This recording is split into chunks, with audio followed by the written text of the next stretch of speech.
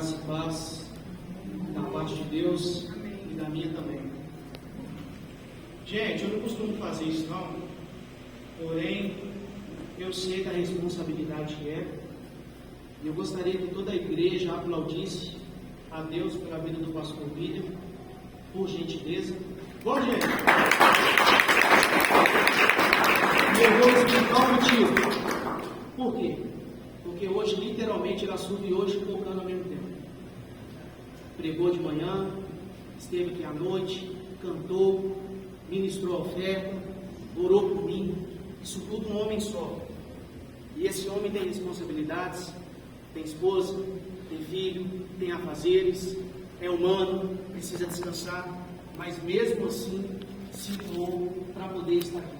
Eu tenho uma mensagem preparada para essa igreja com esse tema, porém já tem uns 4 meses que eu estou cozinhando ela. Vai chegar o tempo certo, creio eu, que Deus vai me dar essa oportunidade de ministrar isso aqui, para vocês entenderem o que é amar uma igreja.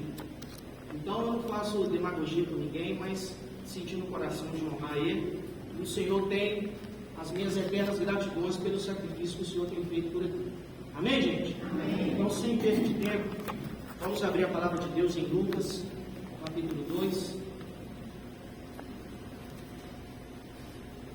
Nós vamos ler do versículo 41 ao 51. Evangelho segundo escreveu Lucas, capítulo 2, a partir do verso 41. Quem achou, diga amém. Pode se colocar de pé em reverência à leitura da palavra, por favor. Todo mundo achou? Diz-nos assim: todos os anos seus pais iam a Jerusalém para a festa da Páscoa. Quando ele completou 12 anos de idade, eles subiram à festa, conforme o costume. Terminada a festa, voltando seus pais para casa, o menino Jesus ficou em Jerusalém, sem que eles percebessem. Pensando que ele estava entre os companheiros de viagem, caminharam o dia todo. Então começaram a procurá-lo entre os seus parentes e conhecidos. Não o encontrando, voltaram a Jerusalém para procurá-lo. Depois de 3 dias, o encontraram no templo, sentado entre os mestres, ouvindo-os e os fazendo-lhes perguntas. Todos os que o ouviam ficavam maravilhados com o seu entendimento e com as suas respostas. Quando seus pais os viram, ficaram perplexos. Sua mãe lhe disse: filho, por que você nos fez isso? Seu pai e eu estávamos aflitos à sua procura. E ele perguntou: por que vocês estavam me procurando? Não sabiam que eu deveria estar na casa de meu pai? Mas eles não compreenderam o que lhes diziam. Então foi com eles para Nazaré, e era-lhes obediente. Sua mãe, porém, guardava todas essas coisas em seu coração. Pode tomar seu assento, para nós meditarmos um pouco nessa passagem.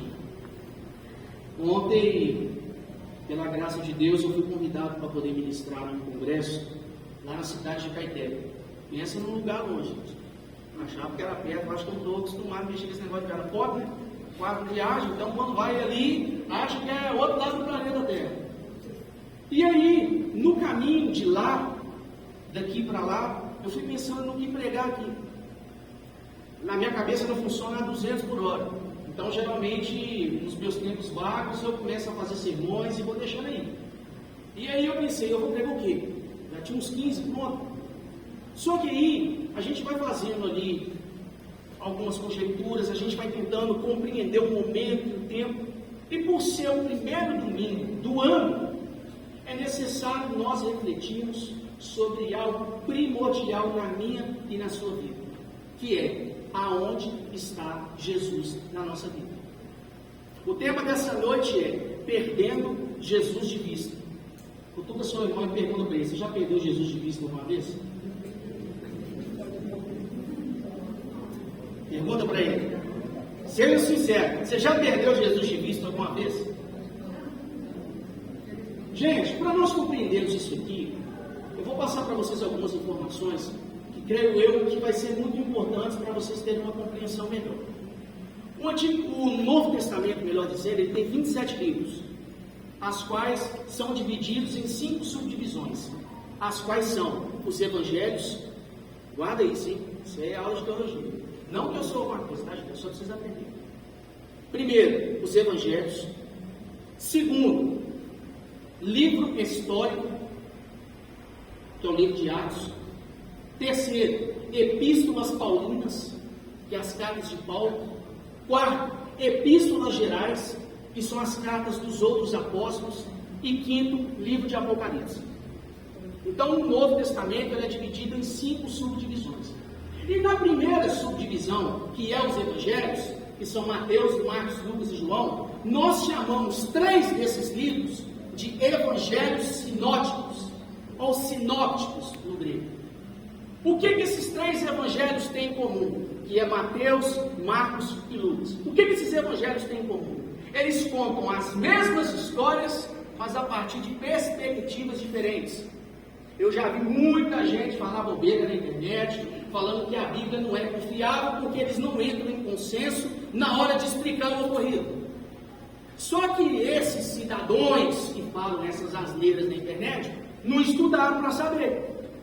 Porque se estudar o resumo de cada livro, até numa Bíblia de estudo tem isso, eles vão entender um pouco sobre a particularidade dos autores. E é na particularidade dos autores que você vai entender por que eles contam as mesmas histórias, mas a partir de perspectivas diferentes. Começando por Mateus. Quem foi Mateus, gente? Mateus foi um apóstolo. Ele era uma testemunha ocular de Jesus, ele andou com Jesus, ele viveu com Jesus. Então o Evangelho de Mateus é um evangelho escrito a partir da perspectiva de vista, a partir daquilo que ele viu, aí ele vai e registra. Marcos não foi discípulo de Jesus e nem apóstolo. Marcos, ele foi discípulo de Pedro e de Paulo. Então o Evangelho de Marcos não é um evangelho de acordo com o que ele viu, mas de acordo com o que ele ouviu. Já Lucas não foi nenhum dos dois, porque Lucas, ele era grego e ele era discípulo de Paulo. Então, quando ele escreve o Evangelho segundo Lucas e o livro de Atos dos Apóstolos, ele escreve a partir de uma perspectiva investigativa, ou seja, ele investiga a história de Jesus para poder fazer um relato para enviar para uma outra pessoa. Ele simplesmente não escreveu o que ele ouviu, ele investigou para poder escrever. E por isso que o livro de Lucas tem muitos detalhes que não são encontrados em Mateus e em Marcos. Até aí, tudo bem, gente? Dentre esses detalhes, nós encontramos esta passagem, que relata o crescimento de Jesus. E aqui eu começo a pregar. No final do tempo, aí vai começar a pregar. É interessante que aqui nós temos um episódio muito importante. Volta comigo lá no versículo 41. Preste bem atenção. Todo mundo voltou? Olha bem. Todos os anos, seus pais iam a Jerusalém para a festa da Páscoa. Então, ou seja, o escritor está dizendo que todos os anos a família de Jesus ia para a festa da Páscoa. Por que eles iam na festa da Páscoa? Alguém lembra o que é Páscoa? Páscoa não tem a ver com coelho nem com ovo, até mesmo porque coelho nem bota ovo. Então daí a gente já começa a entender que não tem nada a ver uma coisa com a outra. A Páscoa bíblica, ela é celebrada a partir de Êxodo capítulo 12, quando o povo que antes era escravo no Egito, recebe a libertação de Deus através de Moisés.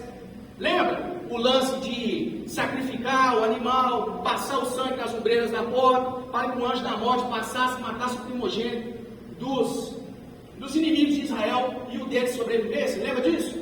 A partir desse episódio, passa-se a comemorar a Páscoa. O que é a Páscoa?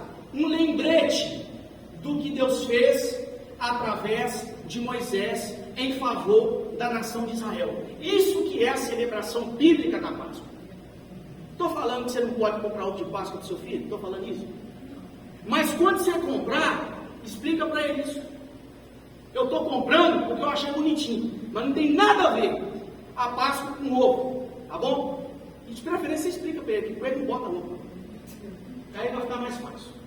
Amém até aí, gente? Então era um costume que todos os anos a família de Jesus ia celebrar a Páscoa. E nesse costume de todos os anos eles irem celebrar a Páscoa, nós vamos no versículo 42. Diz assim: quando ele completou 12 anos de idade, eles subiram à festa conforme o costume. Verso 43. Terminada a festa, voltando seus pais para casa, o menino Jesus ficou em Jerusalém, sem que eles percebessem. É aqui que começa a pegar fogo.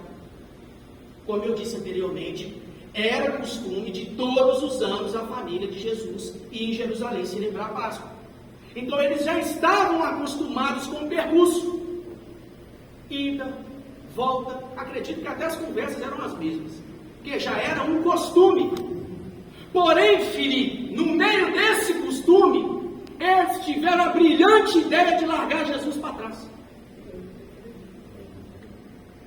Porque era costume. Então, quando eles se retiraram de Jerusalém para voltar para suas terras, eles foram caminhando, achando que Jesus estava com eles. Porque a presença de Jesus dentro daquela ocasião era um costume. Ninguém parou na hora de ir embora para saber, gente, vocês viram Jesus por aí?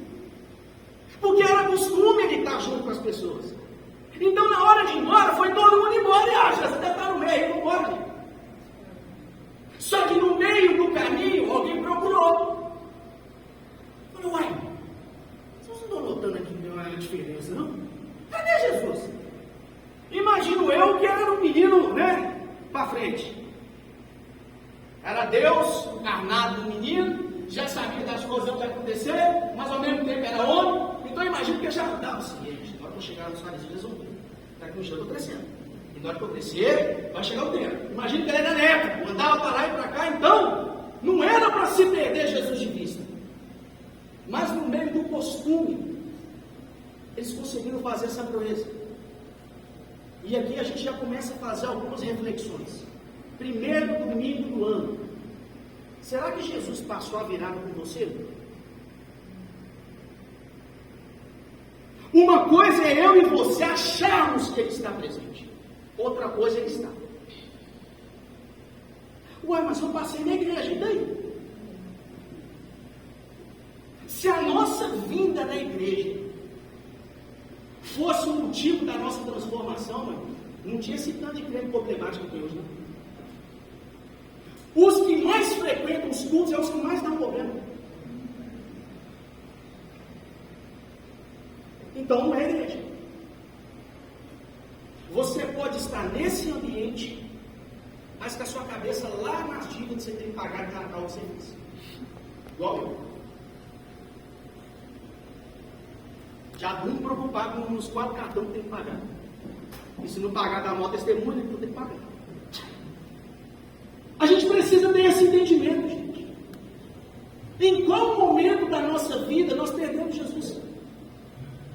Porque nós temos caminhado de uma forma que eu tenho me preocupado com o futuro da igreja. E todas as vezes que eu pego esse microfone para pregar, eu faço o mesmo alerta. Eu estou parecendo aqueles cachorrinhos que balançam a cabeça, que só faz um movimento. Sabe? Você balança assim por cima. Porque eu falo sempre a mesma coisa. Porque eu tenho ficado preocupado, pastor Mira, aonde a igreja vai chegar. Porque as nossas motivações, elas estão mudando demais, gente. Elas estão mudando demais. A internet, ela deu voz para muitas pessoas. E o fato dela ter dado voz para muitas pessoas, a gente vê muitas coisas que a gente não veria se não houvesse internet. E o que eu vejo as pessoas fazendo com a igreja é fora do mundo. O que é igreja, gente? O que é culto? O culto não é para mim, o culto não é para você, o culto é para Deus. Então, quando nós saímos de dentro das nossas casas e pisamos nesse lugar, nós precisamos pisar aqui com o intuito de prestar um culto a Deus, não de receber nada. Se Ele quiser manifestar algo da parte dele, te abençoar, mudar sua vida, te dar dinheiro, tomar dinheiro, não sei o que Ele vai fazer, Ele tem essa liberdade de fazer isso. Mas se Ele não quiser fazer nada, Ele não vai deixar de ser Deus por causa disso. Porque nós viemos aqui prestar um culto. Só que a igreja ela se perdeu de tal forma que as pessoas não têm essa preocupação de prestar culto mais. No nosso caso, que anunciamos quem vai cantar, quem vai pregar, de repente a pessoa já olha lá e fala, ei, Bruno, isso aí eu não. Por quê? Porque nós não estamos familiarizados com o culto. Aqui tem culto quarta-feira e domingo. Tem as reuniões de sexta-feira, mas creio eu que não é reuniões oficiais. Mas os cultos oficiais é quarta-feira e domingo. Olha a dificuldade dos crentes virem no culto.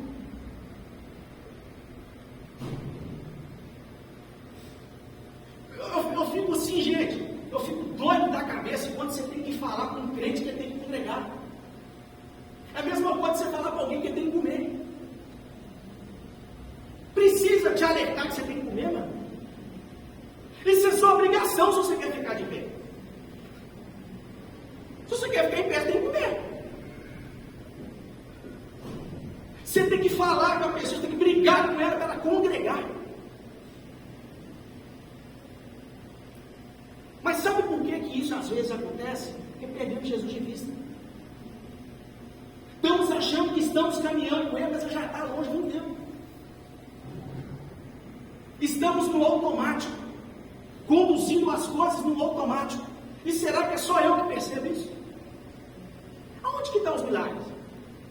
Eu não estou falando milagre, não, de cura de dor de cabeça, não. Não estou menosprezando o milagre, não. Porque o milagre cada um recebe segundo a proporção da sua fé. Mas cadê os paralíticos levantando? Aqui é uma igreja pentecostal, então nós cremos no milagre de Deus, sim ou não? Ou o povo é sensacionista, não acredita mais. Onde que está? O problema está em Deus? Não. Porque Deus não muda. O problema está em nós acharmos que estamos com Ele sem estar. Porque aonde Jesus está presente, coisas acontecem. Onde Jesus está presente, milagres acontecem.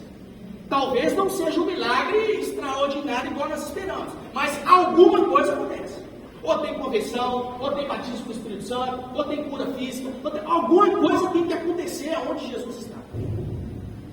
Agora, por que nós temos reuniões? Por que nós temos grupos de WhatsApp? Por que nós temos grupos de crentes aonde não acontece nada? Nós precisamos ter essa preocupação, gente.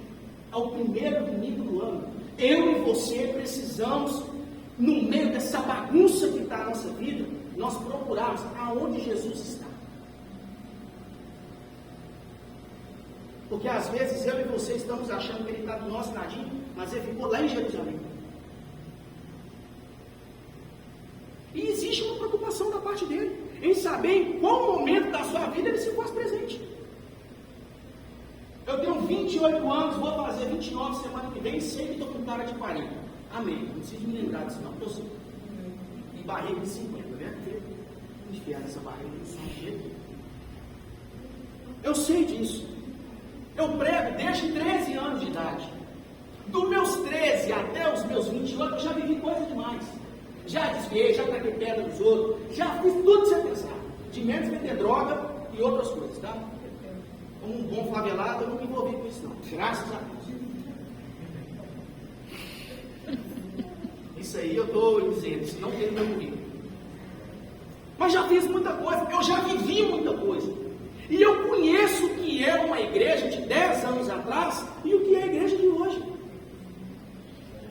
Se um dia eu tiver a oportunidade, eu vou contar para vocês um pouco do meu testemunho. Só para te adiantar, meu pai ficou 7 minutos morto. Para depois ele voltar à vida. Por causa de um acidente tosco e bobo. Eu tive o privilégio de batizar meu pai e minha mãe nas águas. Eu sou de uma época que a igreja era completamente diferente hoje. Eu sou de uma época que as pessoas brigavam para servir na igreja. Hoje os crentes brigam para não servir. Sabe o que isso é aqui?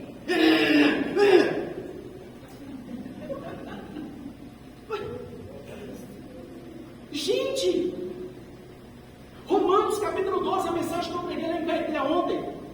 Gente, servir é um dom dado por Deus, é nossa obrigação servir. Aí os crentes brigam porque tem que servir. E você tem a cara de pau de falar comigo que você está com Jesus? Não, olha para a minha cara. Eu tenho cara de boa, mas nem tanto. Nós devemos rever a nossa fé. Nossa, mas irmão, com a porta desse, no primeiro domingo do ano, você está mal amado? Não, meu irmão. Pelo contrário. Eu estou avaliando a minha vida e entendendo que teve áreas dela que eu deixei Jesus para fora. E se eu fiz isso, eu acredito que tem gente que também fez.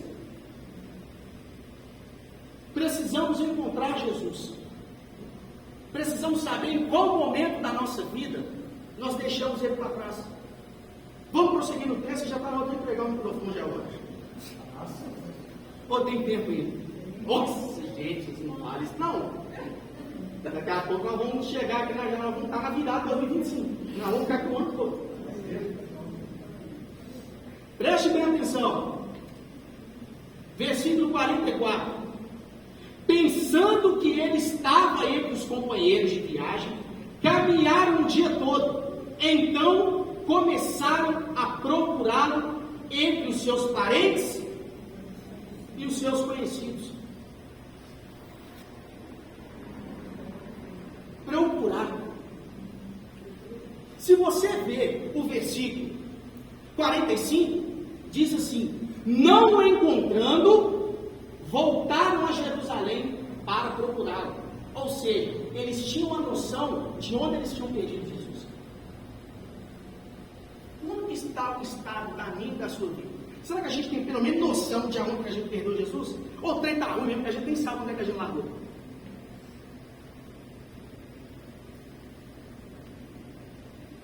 Às vezes, para nós encontrarmos Cristo, a gente precisa voltar.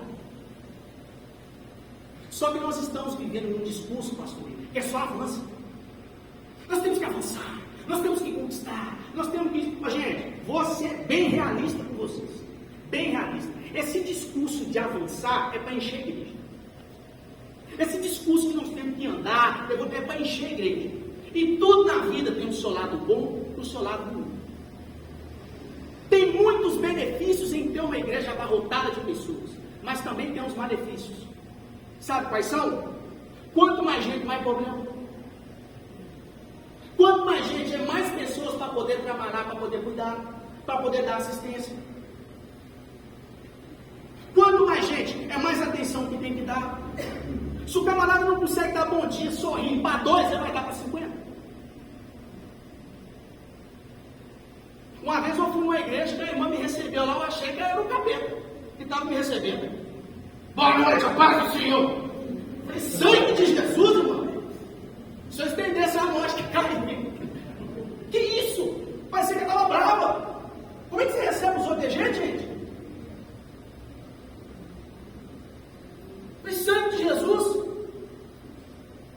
E mas era eu já sou da roça mesmo, não. Eu esquentei a cabeça, não contornei a cara fechada dela e fui da glória. E se é uma pessoa mais frágil? Eu não boto esse lugar, mas é por grosso. É assim.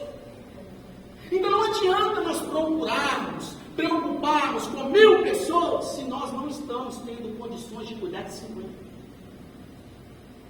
Você que exerce liderança, que está presente aqui nessa noite, reveja a sua liderança.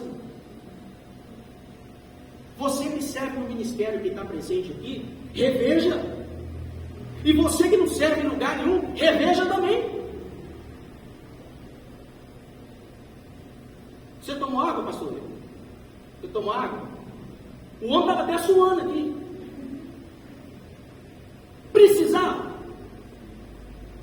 Vamos refletir. Precisava? Olha o tanto de pessoas que tem aqui. Ah, mas nessa hora todo mundo vai embora. Não sou pastor, não, isso aí é... Gente, o reino de Deus, qualquer coisa que nós fazemos já ajuda. Qualquer coisa que nós fazemos já ajuda. Você está vendo um camarada suando aqui, se você pega um copo com água e coloca aqui, você já está ajudando.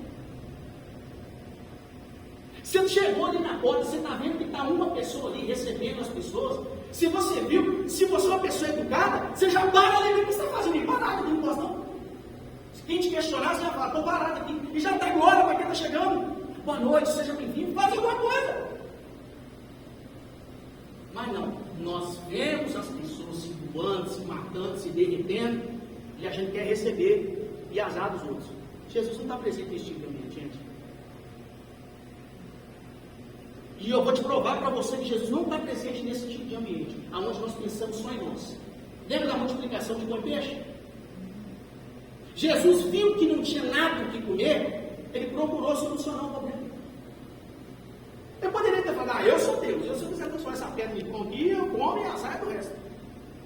Mas não. Ele teve compaixão de quem estava com fome. Será que nós temos compaixão dos nossos irmãos? Compaixão da nossa liderança? Liderar, gente, dá trabalho demais. Mexer com o ministério não é brincadeira, não. Mexer com vidas não é brincadeira. Tem hora lá em casa que eu tenho tanta informação na minha cabeça que dá para pular lá embaixo. Eu moro no segundo andar, dá para pular lá embaixo. Que não é brincadeira. É pressão do diabo, é pressão da sociedade, porque crente tem que ser anjo, você não pode pecar, seus filhos têm que dar glória o tempo inteiro, porque eles não podem fazer nada errado, é filho de pastor, é filho de crente. A vida do crente é o ouro. Porque é pressão de todos os lados. Então, se nós não tivermos pessoas para nos auxiliar, para nos ajudar, a gente não consegue chegar lá. Oh, mas o que tem a ver perder Jesus de vista com ajuda? Porque quando Jesus está presente, aí tem ajuda, aí tem compaixão, aí tem misericórdia, aí tem abraço. Quero que você tenha dado glória no segundo, mas eu vou continuar. Aí é para ter aperto de mão, é para ter uma série de coisas. Você vê que eu não consegui nem dar glória. Olha o nível que nós chegamos, gente. A glória não é para mim, não. A glória é para Ele. Fosse para mim, não precisava falar nada, não. Vocês estão compreendendo, gente? Ah, não, porque a gente é mais tranquilo, a gente não fica mudando, rodopiando, não. Eu sei. Mas a glória é glória a Deus, não é glória ao pregador. Mas se é no jogo do Galo, jogo do Cruzeiro, ganha na Mega Sena, eu duvido que se você ganhasse na Mega Sena, você ia ficar quietinho do jeito que você está. Eu não infartar de cara. Eu nem ia pegar o dinheiro. Descobri que, nossa, eu ia pegar na hora. Ô Felipe, eu não ia nem pegar. Eu ia travar assim, eu não estou acreditando nisso não, gente. Nunca mais vou ter que bater quidão na minha vida. Nossa! Mas quando nós estamos na presença de Deus, nosso coração não move mais nada. Se nós fazemos um congresso aqui, faz o teste.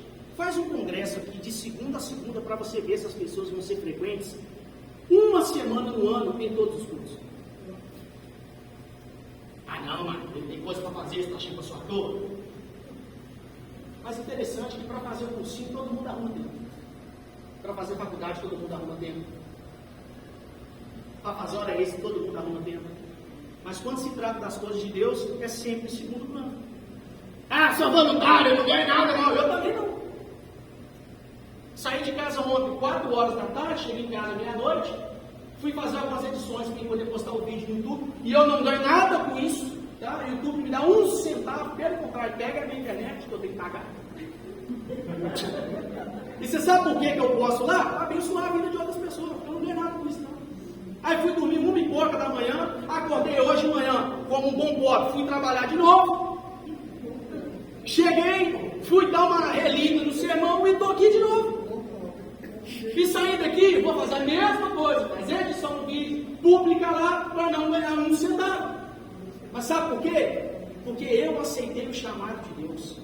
Eu faço parte de uma igreja. Eu preciso ajudar a igreja que eu faço parte. Eu preciso contribuir com aquilo que eu recebi. Então é por isso que eu estou aqui. Poderia estar descansando, fazendo qualquer coisa. Descansar é difícil. Mas poderia estar fazendo outra coisa. Então o que eu quero que vocês entendam nessa noite? Nem sempre é andar para frente. Tem hora que nós temos que andar para trás. Para nós sabermos aonde que nós caímos e não percebemos. Eu postei esses dias no meu Instagram, e o meu Instagram é cheio de polêmica, tá? Então se você é dodói, nem me segue. Porque a única ferramenta que eu tenho é ela, então eu tenho que colocar lá. E eu fico muito preocupado com onde que nós vamos chegar como igreja. Se nós não tivermos um avivamento rápido. Não creio que o cristianismo vai acabar. Porque o mundo não tem poder de acabar com o cristianismo. Mas se você não percebeu, nós temos perdido muita força nos últimos anos. Ninguém respeita a crente hoje mais não, gente. Antigamente as pessoas tinham reverência. Trabalhava num lugar, estava fazendo piadinha, viu o camarada da igreja, nossa, falando esse negócio com o cara da igreja. Hoje as pessoas fazem piadinha com o crente. E não adianta você falar que foi porque ele deu liberdade, que ele deu as pessoas não veem mais o cristianismo com seriedade. Sabe por quê? Porque tem pastor ladrão, tem pastor traindo os outros, tem gente fazendo sacanagem com os outros na igreja, tem gente que vê a pessoa passar necessidade, não faz nada, não ajuda, não faz nada. Então as nossas ações estão fazendo o cristianismo perder relevância. O jovem criado na igreja vai para a faculdade e vira ateu. Ah, não acredito nesse negócio, não. Eu acho que esse negócio é para dar dinheiro, minha mãe não sabe muito da igreja.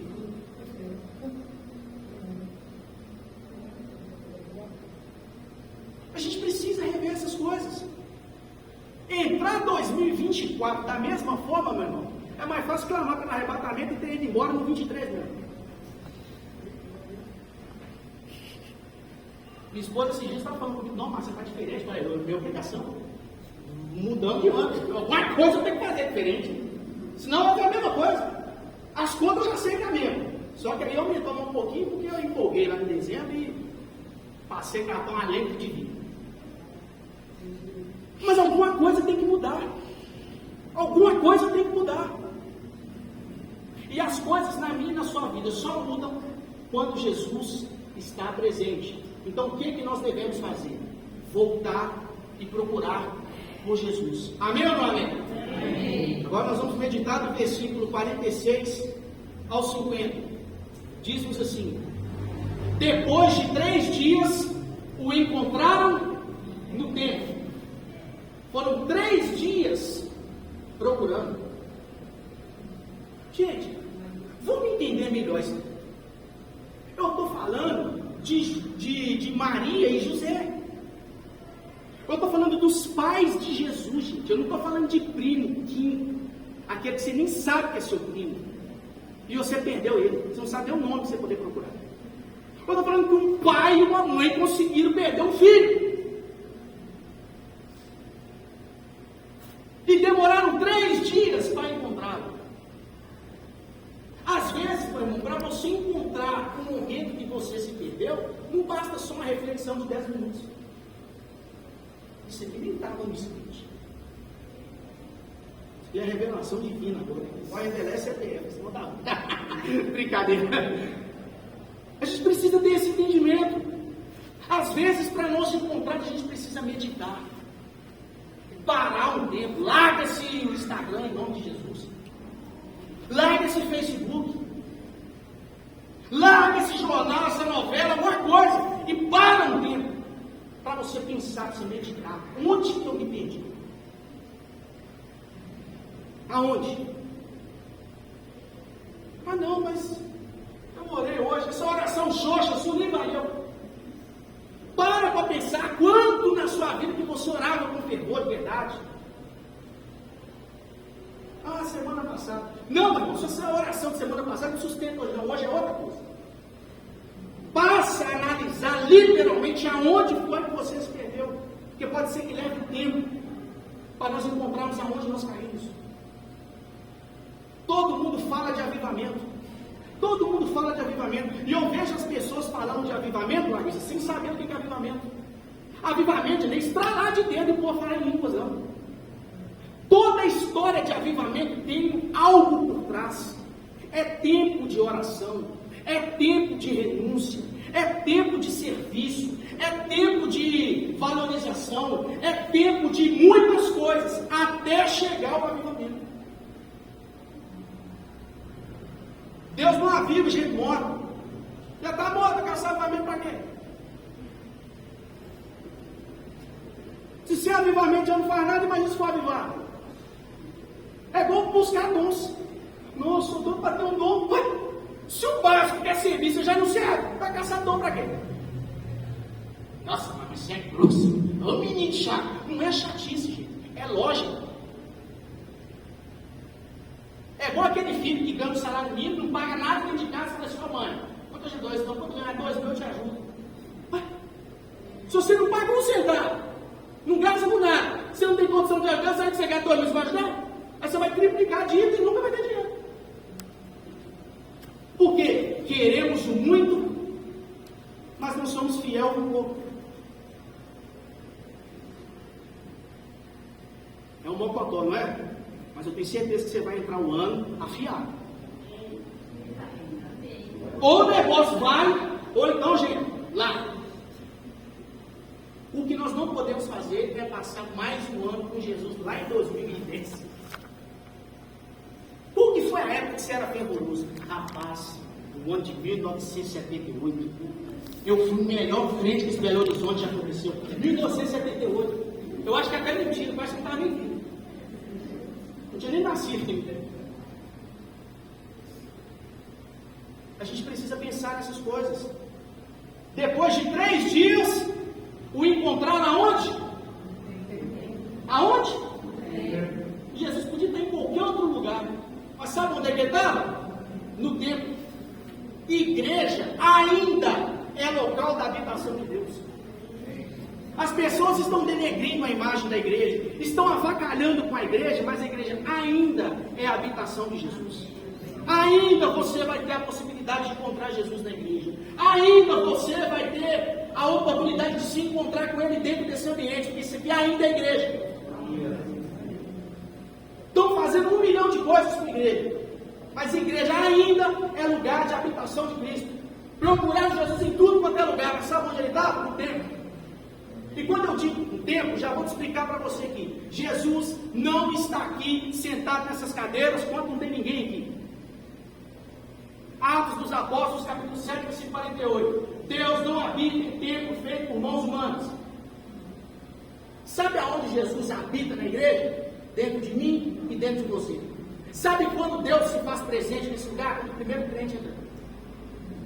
Sabe quando que Deus se faz presente nesse lugar? Quando nós amamos uns aos outros. Aí Ele está presente. Enquanto tem guerra, Ele não está. Enquanto tem inveja, Ele não está. Enquanto tem fofoca, Ele não está. Ele está presente quando existe amor. E como eu já disse aqui em outras pregações, amor não tem a ver com gostar. Amar é uma coisa, gostar é outra. Você pode me amar, mas detestar meu jeito. Que bom. É o que tem para hoje. É o que tem para hoje. Mas você tem que me amar. Você pode não gostar de mim, mas você tem que me amar. Porque amor é mandamento. Gostar é gosto. E tem coisa que você prova e não gosta. Nem por isso é ruim. Não agradou seu paladar, mas pode agradar de outros. Não gosto do mar, que bom. Você me ama? Pelo menos você. Se você gostar de mim, está tudo certo. Agora você também falar que não ama também, aí é ruim. Aí Jesus está presente, Ele estava no templo, sentado entre os mestres, ouvindo-os e fazendo-lhes perguntas. Todos os que o ouviram ficavam maravilhados com o seu entendimento e com as suas respostas. Quando seus pais o viram, ficaram perplexos. Sua mãe lhe disse: Filho, por que você nos fez isto? Seu pai e eu estávamos aflitos à sua procura. Presta atenção nisso aqui. Eles perdem Jesus e a culpa ainda é de Jesus. A mãe não apelou com Jesus ainda. Vai, Jesus, vai. Como é que você faz esse negócio com a vida do seu pai? Ô, gente, mas quem me perdeu foi vocês. Não fui eu, não. Eu já vi pessoas largarem o evangelho colocando culpa em Deus ainda. Ah, Deus deu para todo mundo e não deu para mim. Que isso, gente? Se nós nos relacionamos com Deus somente por aquilo que Ele tem para nos dar, nós somos os mais miseráveis de todos os homens, porque isso até o ímpio faz. O ímpio faz graça, pula de cabeça para baixo, dá cambalhota, se de Deus não, mas no primeiro aperto que ele passa, ele procura a igreja. Os crentes, mas não, minha mãe está em coma, bora com nós. Mas você não acreditava até ontem? Chamava a gente de doido, louco, à toa de ficar indo para a igreja todo dia. Agora você quer a sua oração? E tem que orar, meu irmão, porque você não pode levar para o coração. Porque a vontade humana é falar, agora vou orar também não. Que Deus leve, mas não pode. Mas não pode. A gente tem que orar, a gente tem que amar. A culpa nunca é de Deus, a culpa é sempre nossa. Isaías capítulo 59, versículo 1 e 2. Vocês pensam que as minhas mãos estão encolhidas para que não possa vos abençoar? Ou pensam que os meus ouvidos estão tapados para que não possa vos ouvir? Pois são os vossos pecados que os separam do seu Deus. São as vossas iniquidades que fazem com que ele se esconda de vós e não atenda às vossas orações. A culpa não é dele, a culpa é nossa. As coisas não estão fluindo, não é por culpa de Deus. Deus está lá esperando. Vai, crente que eu vou fazer. Vai, crente, mas não estou. Por que Deus não faz? Por que Deus não muda? Porque eu e você não mudamos.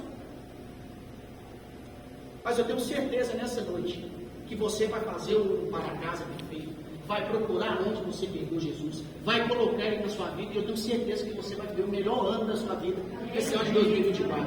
Mas lembre disso, se deixou Jesus lá atrás, meu irmão, já prepara para vir pior.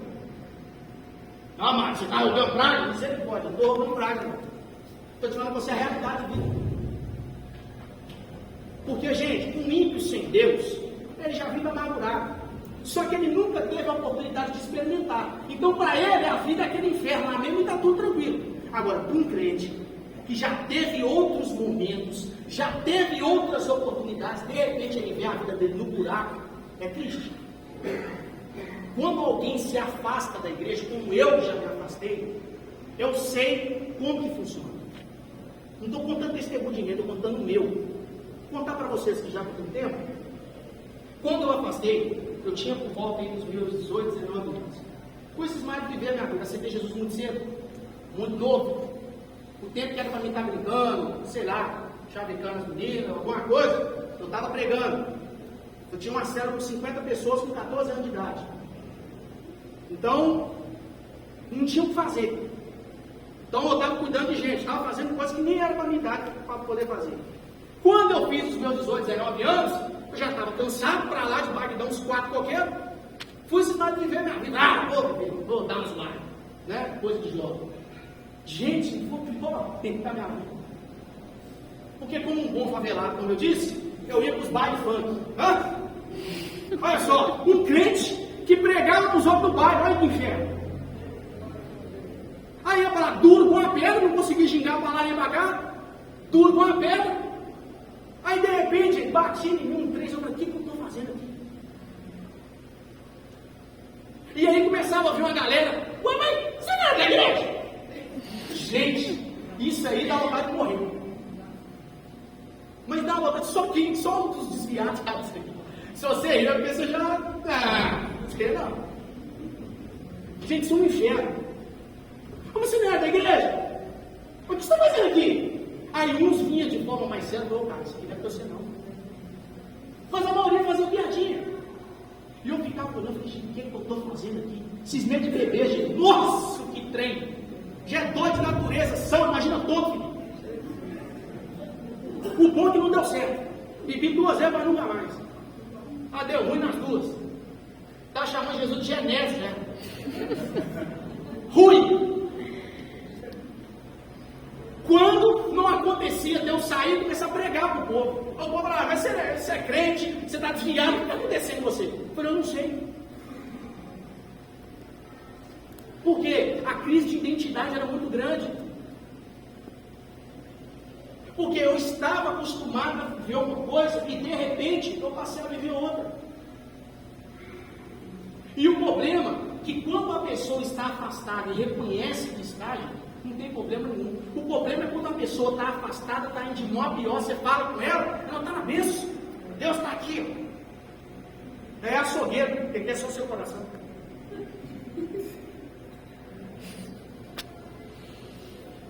Foi o caso dos pais de Jesus. Eles perderam Jesus, a culpa era de Jesus, hein?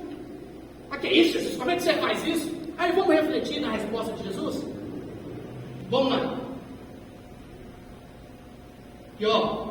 Versículo 48 e 49. Quando seus pais o viram, ficaram perplexos. Sua mãe lhe disse: filho, por que você nos fez isso? Seu pai e eu estávamos aflitos à sua procura. E ele perguntou: por que vocês estavam me procurando? Não sabiam que eu deveria estar na casa de meu pai? Em outras palavras, sabe o que Jesus disse para eles? Não, gente, vocês deveriam saber onde eu estava. Eu estava aonde a vontade de meu pai estava. Não é lá que eu estava. Não, você nem entendeu. Por vontade nenhuma. Sabe aonde Jesus estava? Aonde era para ele estar. Não, você nem entendeu. Vou falar de novo. Sabe aonde Jesus estava? Aonde ele tinha que estar. Não era de costume. Ele estava no lugar de costume, no templo, fazendo o que ele foi chamado para fazer, fazendo o que ele nasceu para fazer, tentar convencer os fariseus de que ele era Deus. Era lá que ele estava. Precisamos encontrar Jesus nessa noite. E ele é tão bom, que ele próprio está se mostrando para você nessa noite, te dizendo: me ache que eu estou disponível para você. É só você me procurar que você me acha. Gente do céu, a gente precisa pensar nisso demais.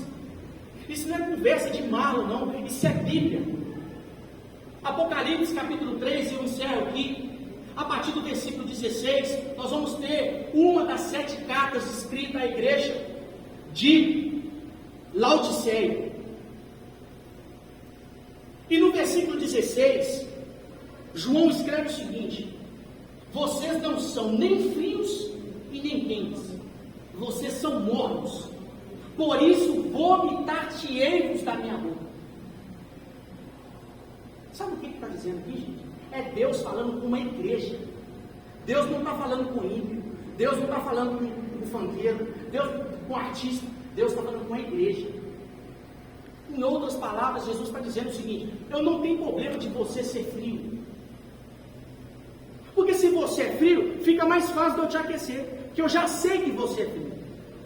Se você é quente, eu tenho só que conservar. Mas o problema é do morno, filho. Sabe o que é o morno? Ele achar que ele está numa condição que ele não está. Esse que é o morno. Porque o morno não está nem aqui nem lá. Aí fica aqui treino. Você não sabe se é crente, se desviou, se está na igreja, se não está. Você não sabe. Porque a pessoa só fica 3 meses sem vir. Aí você não sabe.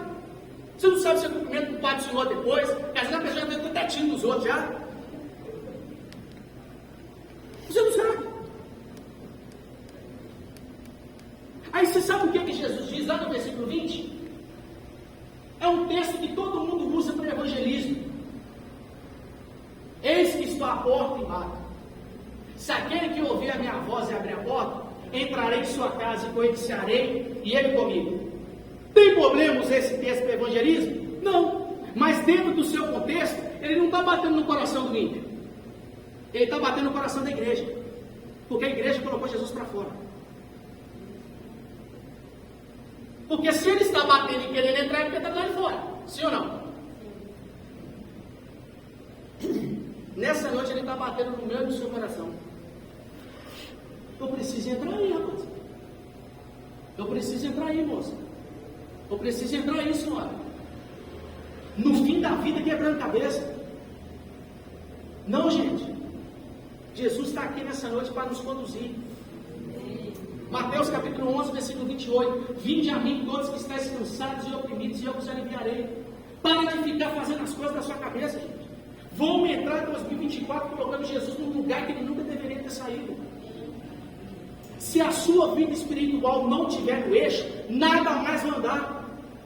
Não, mas esse ano eu quero focar nos meus estudos, quero focar no meu dinheiro. Meu irmão, é errado. Não. Não é errado. Mas a vida não se resume a só sucesso financeiro. A sociedade ensina isso, e isso tem acabado com a vida dos crentes.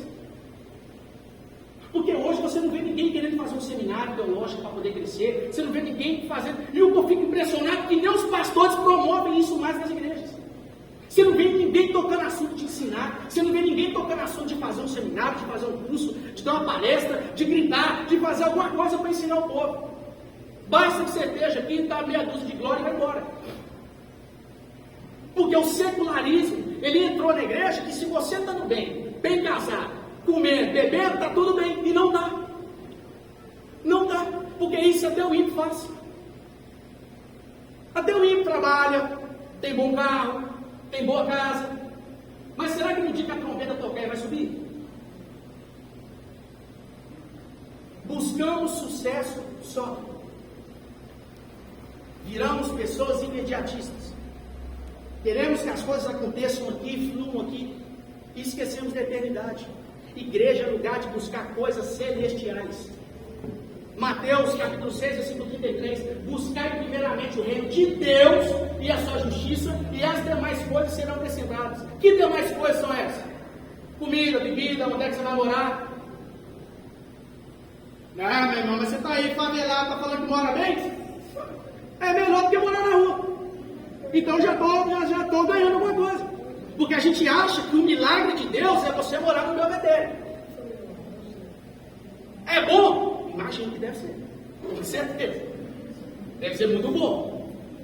Mas você já parou para pensar que mora na rua? Então se você tem uma moradia, mesmo não gostando dela, você já está melhor do que muitos. Mas os crentes não sabem disso mais. Eles não agradecem pelo povo. Gente, precisamos rever nossa cristianismo, em nome de Jesus.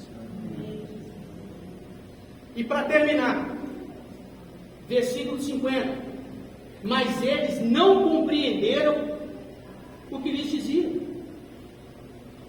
Ou seja, Jesus estava falando ali para eles o que eles deveriam estar careca de saber, mas eles não compreendiam. Às vezes é a sensação que eu tenho, pastor. Quem que eu sou na fila do pão? Nem um mendigo. Eu não sou ninguém. Mas eu sou alguém chamado por Deus que às vezes leva muita pedrada, porque eu tenho coragem de falar muita coisa. Porque eu prefiro chegar lá no céu, se eu subir, né? Se eu chegar lá no céu, levinho, sem ter deixado nada para trás, do que chegar lá pesado. E Jesus me chamou e falou: poxa, eu te dei para você um tanto de talento, eu te dei para você um tanto de conhecimento, você não fez nada com isso. Então por isso que eu já deixo tudo aqui. Mas é quando eu chego em casa, quando eu termino de pregar, eu chego leve. A gente precisa ter essa consciência. Será que estamos no centro da vontade de Deus? Será que nós estamos compreendendo a dinâmica do reino? Será que nós sabemos de fato quem é Jesus? Se eu perguntar para um crente aqui o que é fé, você tem coragem de responder? Não? O que é fé? A definição de fé. Fé é um sentimento, né? Não, fé não é sentimento. Ou seja, fazemos parte de uma religião, fazemos parte de uma congregação e não sabemos o que é fé. Enquanto o universitário, ele sabe de dois salteados o que é Karl Marx. Sabe por quê? Eles ensinam isso lá todo dia. Pode perguntar para qualquer universitário o que é PT, que ele sabe.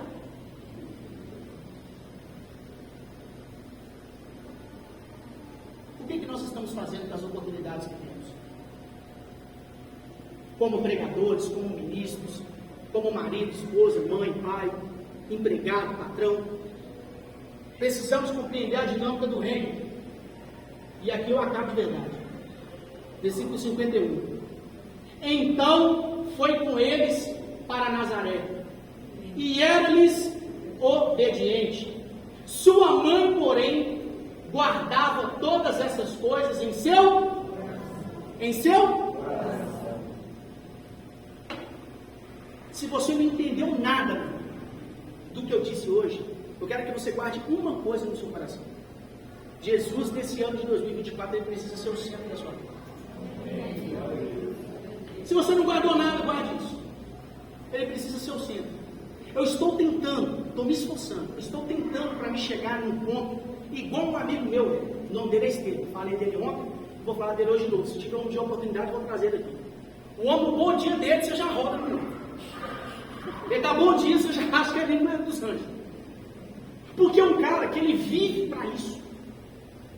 E é um detalhe, ele não vive de obra não, tá? Ele trabalha 10 horas por dia. Mas pastor William, pensa num cara crente, mas crente vezes crente, igual a crente, dividido por crente e raiz quadrada de crente.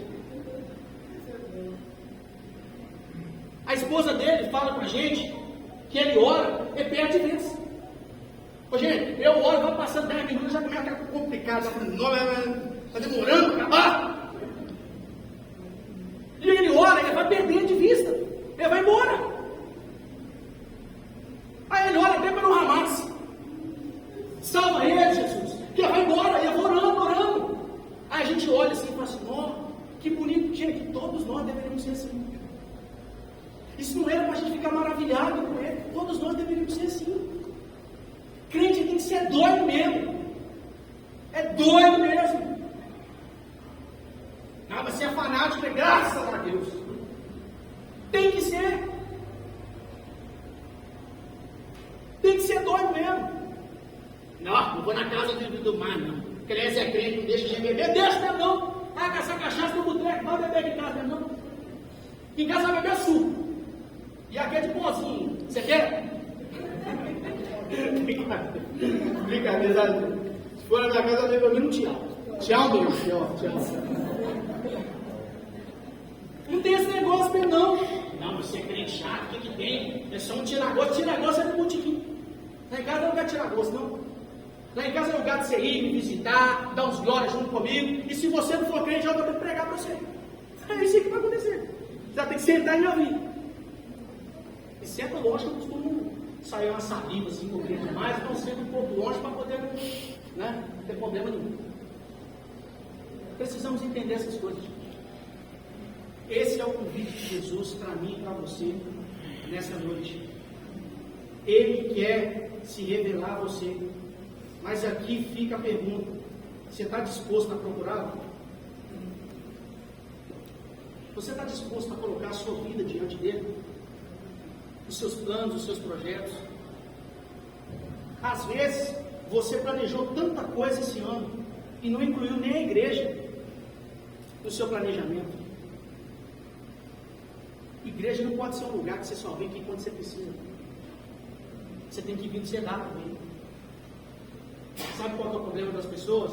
Quando elas estão tristes, elas vêm na igreja, quer um abraço, quer uma palavra de conforto. Mas quando é na hora da picanha, não lembra de ninguém. Na hora da picanha, não lembra de ninguém. Aí na hora da picanha, vai chamar um miserável nazareno lá que não te ajudou você com nada, que não fez nada, mas um que estendeu a mão, a gente não lembra. Igreja é uma família. Em toda família tem aquele que você não é muito chegado. Mas nem por isso deixa de ser sua família. Um bom crente, ele sabe suportar quem ele não gosta. Porque é assim que nós deveríamos nos comportar. Confraternização de fim de ano, ver aquele crente folgado seu, que sempre não chega e não traz nada. Mas você acha legal da sua parte você botar para fora? Às vezes o cara vai lá do interior, veio de jegue, depois pegou canoa, depois veio de barco, aí depois entrou dentro do ônibus, depois entrou no avião, chegou na sua casa, tão longe que é bom. Aí na hora que ele chega lá, você acha legal botar para fora porque você não é muito fã dele? Não. O que você faz? Entra aí, cara. Você tá bem? Não tem pergunta para te emprestar. Vem, senta aí que eu vou seguir alguma coisa para você. Educação. A gente trata, cuida bem. Porque a gente tem que ser assim. Assim a gente tem que viver em comunidade. Então a gente precisa ter esse tipo de entendimento nesse ano de 2024. Vamos ser igreja. Porque no dia que nós conseguimos ser igreja, você vai ver que Deus vai fazer muitas coisas dentro dessa casa. Mas enquanto você ficar me olhando com esse olho seco, parecendo sapo que morreu no dia de enchente, não vai acontecer nada. Com essa cara fechada. Vamos sair daqui nessa noite pensando em Cristo e nas coisas espirituais. E eu tenho certeza que todos os problemas que eu e você temos serão solucionados mediante a nossa entrega a Jesus. Amém? Amém. Vamos nos colocar de pé.